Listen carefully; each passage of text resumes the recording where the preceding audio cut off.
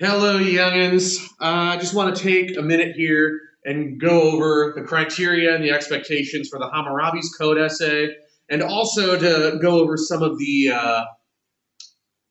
I guess, finer points when it comes to writing in history. So, first off, the Hammurabi's Code essay is essentially you are responding to this question: Hammurabi's Code, was it just? And basically what that means is, based on your own definition or your own understanding of justice, would you classify Hammurabi's Code as implementing justice? And why or why not? So what you're going to need to do is you need to type a one page Times New Roman 12-point font and typed essay where you're explaining whether or not you believe Hammurabi's Code was just. And to support or explain your view, you need to provide examples from the primary sources. So those excerpts from Hammurabi's Code, you need to provide examples from them to support what you're saying. They will be your evidence. And this is due Friday, September 4th on Canvas, and I only want this submitted as a Word document. In the past, when I've allowed people to type them directly into Canvas, they'll usually either forget to click submit, or they won't, or something will happen, they won't finish, and then it won't save. So just do it as a Word document. It'll be so much easier for both of us. Just a breakdown of the rubric here. So you are being graded on your definition of justice. So basically, if you want full credit on this, you need to provide a clear and thorough definition of justice. You need to explain to me what you believe justice is, so that way I know the criteria that you're using to evaluate whether or not you think Hammurabi's Code is just or unjust. You need to clearly state whether or not Hammurabi's Code is just or unjust. When I say clearly, I mean you come right out and say, this Hammurabi's Code is just or Hammurabi's Code is unjust. Now, while I, like you, will probably agree that there are some laws that are just and some that aren't, don't say that. Which I want you to take a side. Which outweighs the other? Do you feel that Hammurabi's Code is more just or more unjust? You are getting graded on the evidence you use to support your thesis or to support your claim.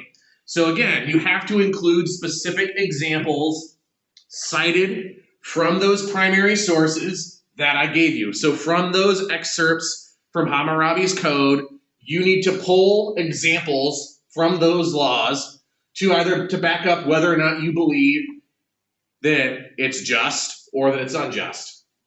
Again, your paper needs to be at least 1 page long, typed 12-point font Times New 12-point Times New Roman font. And lastly, you're getting graded on spelling and grammar. Even though it's not English, I still need to be able to clearly understand what it is you're trying to say. If you misspell or you don't follow, or if you misspell words or you use incorrect grammar, that makes it difficult for me to understand what you're trying to say. So you're going to get dinged on that. Okay. So that's the criteria for the Hammurabi's Code essay. And just to kind of reinforce it, I want to go over go over some of the expectations for it. What does it mean to have a clear thesis or have a clear point? How do you effectively incorporate evidence from primary sources into your paper? So that's what I want to go over right now. So here we have a paper I wrote. Now this is way more in depth than what I'm expecting from you guys with this essay. This is the type of thing that I would expect more from my dual credit class. But there are two things I want to draw your attention to in this, just to give you an example of what does it mean to, again, clearly explain your points and to effectively include evidence and support your points based on evidence. So first off, Here, I want to draw your attention to a thesis statement. This is a historical thesis statement. It simply says, the American Constitution and its Bill of Rights fundamentally prioritize the interests of the upper class while ultimately ignoring the concerns of the lower classes except where their interests overlap. So, right off the bat, I'm giving a clear example or a clear statement about the point I'm trying to make and the points I will be making throughout the rest of this paper. So basically what this means to you is this is how clear you should be when you come out and say whether or not you think Hammurabi's Code is just or unjust. I think Hammurabi's Code, or even not even I think, you can just say Hammurabi's Code is just, or Hammurabi's Code is classified as just because of this, or it's unjust because of this. But you, when I say I want you to be clear, I really do want you to be that clear. Come right out and say what your opinion, what your stance is, and then you need to support that through the rest of your paper based on the evidence that you include.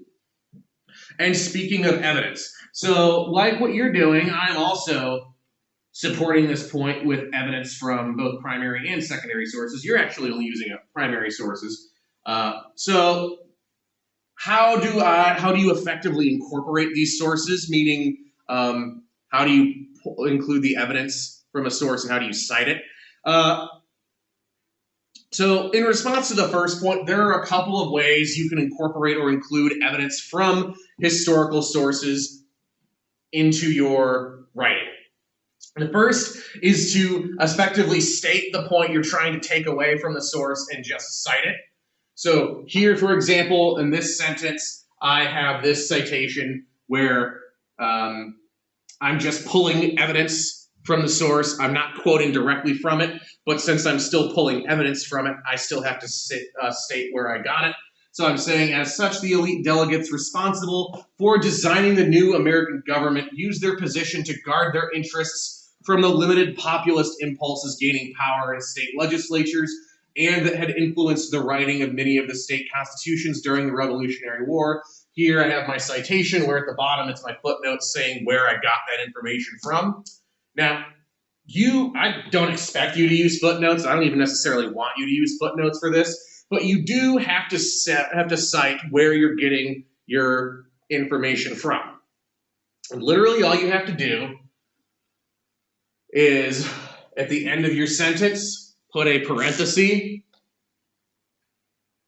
and just put the law and the specific, I'm going to put like law 199 and then period. And that's literally all you have to do.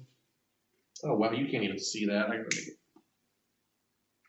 Oh, yeah, you can.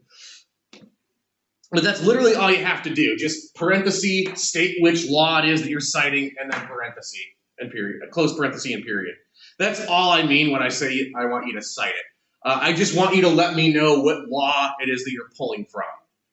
So, again, this is an example of what you would do if you just want to say, so for example, a way you might incorporate or use this style would be something like, one of the reasons I think Hammurabi's Code is unjust is because this law has this punishment for this crime, which I think is too much, or blah, blah, blah. Or one of the reasons I think Hammurabi's Code is just is because this law has a punishment that fits the crime, or blah, blah, blah. Something like that. The other way you can do it is you can include an actual specific word-for-word quotation from the source, from the law or the document you're pulling from. And when you do that, the words that are the portion that are specifically being quoted word for word, you have to put in quotation marks just like I have here. And still, when you get to the end of the sentence, you would still put the citation and explain which law you took it from. It doesn't matter which one of these you use. You can, again, just cite the example, or you can quote word for word if you like the wording of it.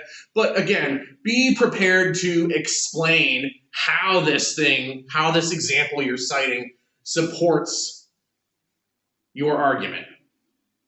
And since this is based on your own interpretation of justice and what your own opinion on Hammurabi's Code is, it shouldn't really be that complicated. So anyway, this is just a general overview and an idea of what some of the features of writing in history are. If you have any specific questions about this project or about this assignment, or about any things like citations or how to incorporate evidence or even how to write a clear thesis, let me know. Again, come to my office hours or email me, and we will work through that. Fortunately, we are back in the classroom next week, so it'll be a whole lot easier to address any issues that may arise then. But for now, for this week, again, email me or come to office hours if you have any questions. All right? And I am looking forward to seeing you guys next week.